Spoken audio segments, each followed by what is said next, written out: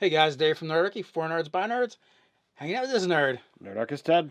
And we're asking the question, is Rex Draconis the second coming of Dragonlance for 5th edition Dungeons & Dragons?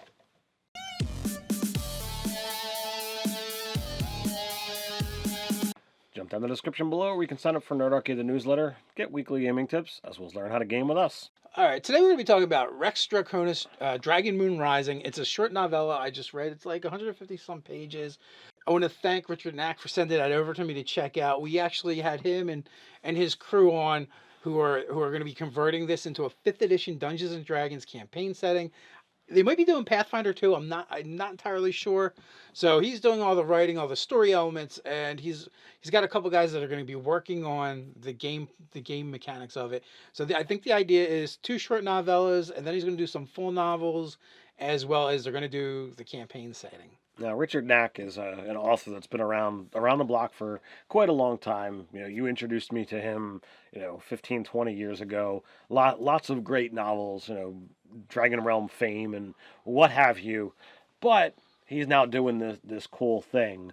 So campaign settings are kind of a thing of the past, but outside of Watts, people are still interested in it. So it's cool to see these things, showing up as books or box sets or what have you. What information do we have on this? All right, so like I said, I read this short novella. I did an interview with these guys and had them on the show and talked to them. Which, if you check out our live chats, you can definitely find that. Just search Rex Draconis or Richard A. Knaak. We'll do it as well.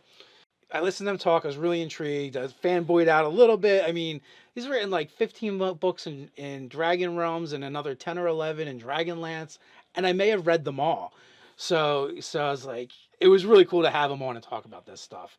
So the reason that he's doing this, the impetus for it is he's kind of like redoing Dragonlance, but with his own take, his own spin, elements that he worked on Dragonlance that he still wants to work on. He's going to be incorporating into this world heavily, plus new stuff as well. So is there any plans, or do you know if anything from the novels Dragon Realms that's gonna come in? I don't know for sure, but I can only imagine some of it's going to be influenced. Now I do know like he's heavily into the Minotaurs and how they were in Krynn and how they were like kind of honorable warriors. So I've already seen that in the novella for sure. They're seafaring. Again, that's back. He's doing something with a knighthood with different orders. Right now, I've seen the knighthood. I've seen the orders mentioned. I don't really know anything about them yet.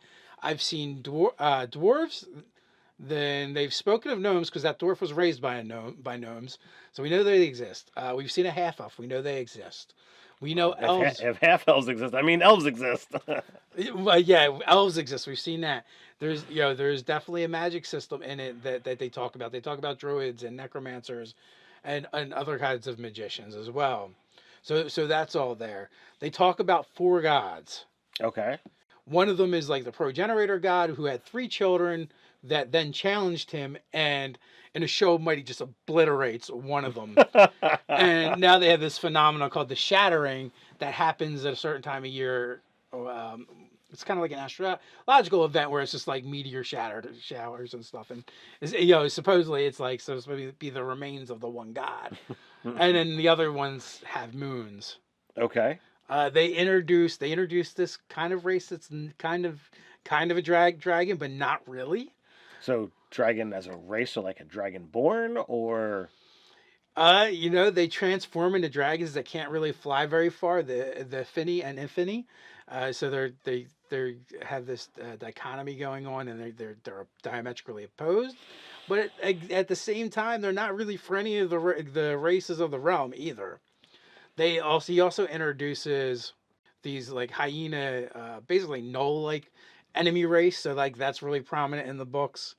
So there's that going on, and then he's got like his version of the Kender. Okay.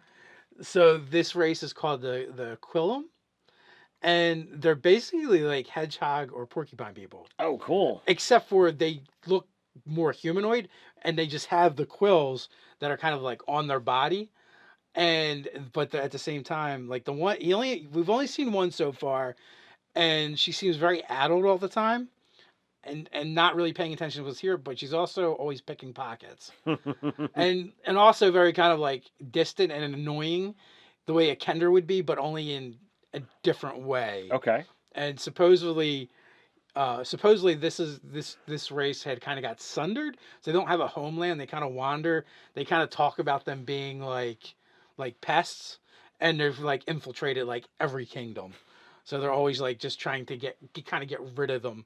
Yeah, and now it's been alluded that they have like a really tragic story, but we haven't really seen that yet. We don't know what it is. Yeah. That's cool to have this air of mystery out there, and you have to wait to get it.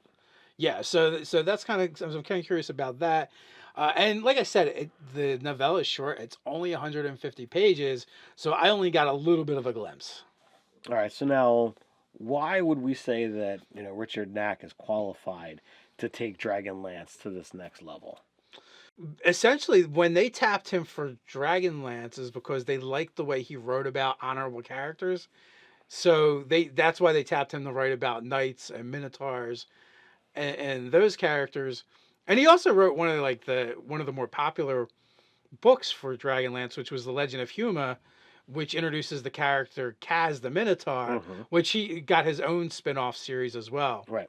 So in addition to those, there was like another 10 or so books that he wrote in Dragonlance. So he'd be pretty steeped. He was pretty steeped in that. So that's pretty cool. So like we talked about the hedgehog, is there anything else that's brand new that didn't exist in Dragonlance that's going to be in Rex Draconis? So far, the main enemy race that gets introduced is the Weir, and they're kind of like a problem for everybody. Okay. And they're scavengers, they're carnivores. They even have managed to capture a few vessels, so now they've also become like pirates as well. So they just kind of infest anywhere they go. So they become like a threat for everyone, and the book kind of starts with a rear attack on these minotaurs. Okay. So that's kind of cool. Now, are we going to get a Kickstarter? Is this going to just be a straight release? Do we know what's going on as far as that? Oh yeah, it's going to absolutely be a Kickstarter first, and then from there, who knows where it's going to go. I imagine it just depends on how well his novels do and how well the Kickstarter does. But if you're like a fan of Dragonlance, I can't see you not being into this world, because he did shape a bunch of the Dragonlance stories, as well as the history. Maybe not as much as Hickman and Weiss, but he was giving his own little pieces to kind of carve out. So do we know when this is supposed to drop? I do not, but what you can do is you can check out his website, Richard Knaak's website, as well as their Rex Draconis Facebook page, where they're putting updates over there all the time. And like I said, you can pick up the first novella, going to kind of give you a feel for what you can expect from the world. All right, so you heard it here. Go check out the Facebook page for Rex Draconis. Stay tuned for any further announcements. On this. I love campaign settings. I'm looking forward to checking it out. Yeah, we love to cherry pick them anyway, even if we don't run games in them. But anyway, you guys, are you watching this? Are you checking it out? Is it on your radar? We got a place where we can talk about it. That is down in the comments below. While you're at it, don't forget to like, share, and subscribe. Speaking of Facebook, you can hang out with us over there. So until next time, Stay nerdy.